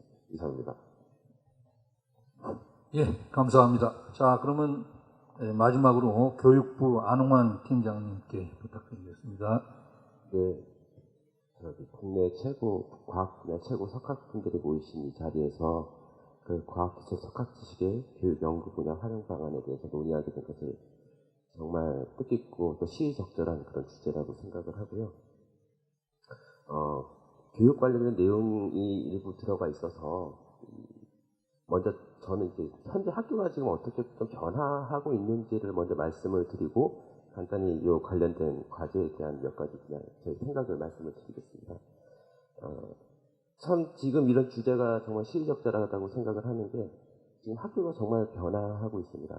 첫 번째는 일반적인 어떤 교육과정 측면에서 말씀을 드리자면은 여러 교수님들 예전에 학교 다니실 때처럼 교육과정이 상당히 타이트하게 이렇게 운영이 되는 것이 아니고 전반적으로 교육의 방향 자체가 어떤 지식이나 뭐 이런 것들을 중시하는 것도 있지만 요즘은 좀 역량을 키우는 걸 중시합니다. 그래서 다양한 지식이나 학문 간의 어떤 그런 지식들을 융합을 해가지고 개인이 진짜 문제 해결, 중요한 과제 해결 이런 것들을 찾는 역량을 키워주는 그런 거를 상당히 강조를 하고 있어요. 그래서 뭐 자유학년제라든지 뭐 자유학기제, 뭐 창의적 체험활동 등등 상당히 다양한 그런 활동들이 학교 현장에서 펼쳐지고 있습니다. 그런 것 자체가 교사들의 역량만으로 이루어질 수가 없기 때문에 외부 전문가분들도 많이 참여를 하고 계시고 또 실제로 인근 뭐 대전 같은 경우는 뭐 카이스트나 이런 데 있는 연구 인력들이나 이런 사람들도 실제 수업에 참여하는 사례들을 제가 목격을 했습니다. 그래서 그런 지금 전반적인 교육 과정 자체가 상당히 유연하게 지금 흘러가고 있기 때문에 이런 석학분들의 지식이 활용될 수 있는 여지가 상당히 많다는 점 일반적인 차원에서 말씀을 드리고요. 두 번째는 지금 과학교육 자체가 조금 변화하고 있습니다. 물론 모두가 동의는 못하시겠지만 마찬가지 맥락에서 지금 과학을 조금 더 학생들이 좀 재미있고 흥미를 갖도록 하는 것을 강조를 하고는 있습니다. 그래서 그거를 간단하게 말씀을 드리자면 이게 스팀 교육이라는 것인데요. 미국에서 시작된 스템이라는 거에서 요즘은 뭐 R치라는 것까지 A라는 것까지 해서 같이 스팀 교육이라고 하는데 과학을 정말 실질적인 어떤 단순하게 외우고 암기하고 이런 것이 아니고 어떤 과학적인 원리나 이런 것들을 어떤 실생활의 어떤 실생활의 사례를 통해서 좀 재미있게 접할 수 있도록 하는 것 그런 과학 교육들을 부족하지만 그래도 열심히 지금 그런 방향으로 가려고 하고 있습니다. 그렇기 때문에 이런 어떤 전반적인 교육 기조나 이런 것을 봤을 때 정말 석학분들 또 이런 전문가분들의 참여가 정말 절실하고 또 중요하다고 생각을 하고요. 그런 것들을 감안했을 때 앞으로 이 석학분들의 지식이 어떤 식으로 활용이 되어야 할까 개인적인 의견을 말씀드리자면 첫 번째는 조금 접근이 소프트하게 좀 유연하게 갈 필요가 있겠다는 생각을 해봅니다.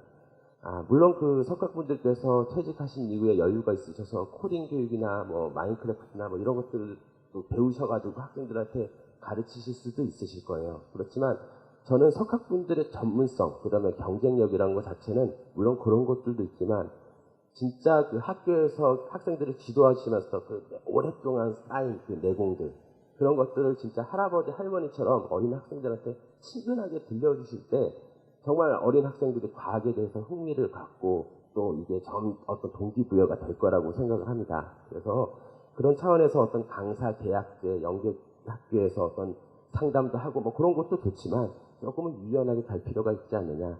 그리고 물론 오프라인 상으로 면대면으로 이렇게 학생들을 지도하는 것도 좋지만 요즘 뭐 5G 시대라고 해가지고 뭐 가상현실도 있고 뭐 여러 가지 많더라고요. 그러니까 이런 학생들이 좀 지도할 수 있는 온라인 플랫폼 그런 것들이 있으면은 학생들이 좀 더 많은 학생들이 과학에 좀 흥미를 갖도록 도와줄 수 있는 그런 계기가 되지 않을까 그런 생각이 듭니다. 그런 생각이 들고요. 두 번째는 좀 우수 사례가 조금 많았으면 좋겠다는 생각을 합니다. 물론 김승조 교수님께서 그 미국의 리시드 같은 사례를 말씀을 해주셨는데 여러 가지 사례가 많이 적용은 되고 있습니다. 되고 있는데요.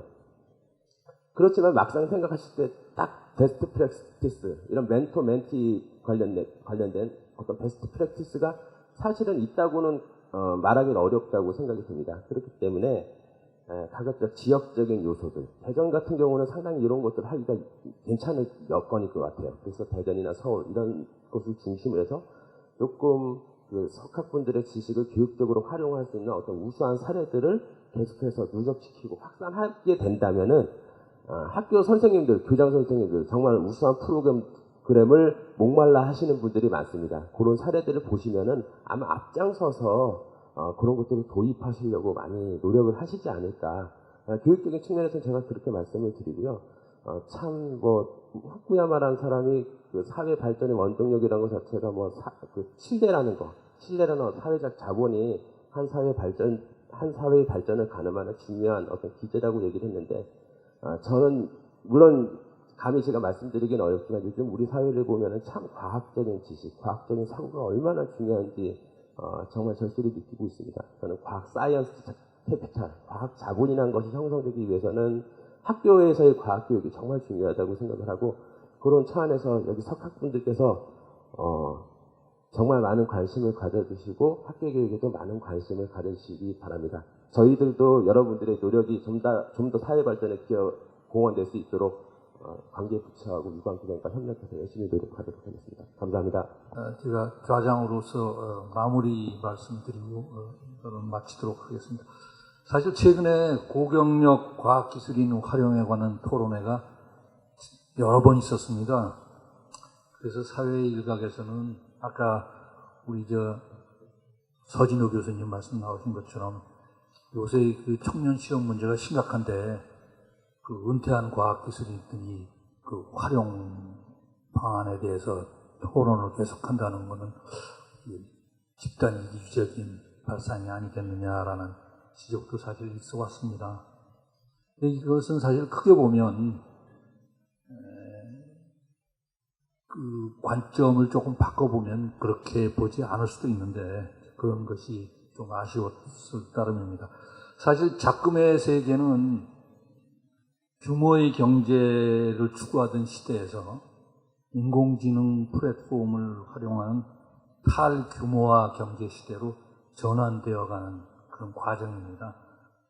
그래서 사실은 청년 실업 문제도 이런 사회 구조가 탈규모화 경제로 전환되는 과정에서 어떤 파생되는 그런 부수적인 현상이 아닐까 하는 생각도 하거든요. 그래서 어떤 그 미래학자가 말하기를 진취적인 사람들에게는 지금처럼 많은 기회가 주어지고 장벽이 낮아진 적이 없었다라고 합니다. 그런데 이제 우리나라 현실은 우리나라 젊은이들이 이런 기회를 모르고 있다는 거죠. 그래서 결국은 이러한 그 젊은이들을 우리 경험이 많은 원로 석학들이 좀 깨우쳐질 필요가 있지 않은가 하는 생각을 합니다. 과거에 어떤 사람이 이런 얘기를 했습니다. 인터넷 시대에 수많은 정보가 돌아다니고 있는데 이런 정보를 수집해서 자기의 지식으로 만들지 않으면 그 정보는 아무런 의미가 없고 또한 지식을 아무리 쌓았더라도 그 지식이 지혜로 활용이 되지 않으면 아무런 의미가 없다는 이야기를 했습니다. 사실 지혜는 연륜에서 나오는 겁니다. 그래서 시니어 과학기술 석학들이 풍부한 그 경험과 지혜를 청년들이 당면하고 있는 어떤 문제 해결에 또 중소기업 지원에 또 나아가서는 개도국을 지원하는 그런 방면에서 활용을 한다면 국가적으로도 크나큰 자산이 될 수 있고 또 시너지 효과도 크게 볼 수 있다고 생각을 합니다. 그래서 아까 이은규 교수님이 제안하셨던 인재 플랫폼 같은 그런 조직을 한시바삐 확립을 해서 이러한 문제를 해결할 수 있었으면 상당히 좋겠습니다. 자, 그러면 이것으로 오늘 종합 토론을 마치고요. 마이크는 사회자에게 돌리겠습니다. 다들 수고들 많으셨고요. 지금으로 이제 이상으로 해가지고 오늘 144회 한림원탁 토론을 마치도록 하겠습니다.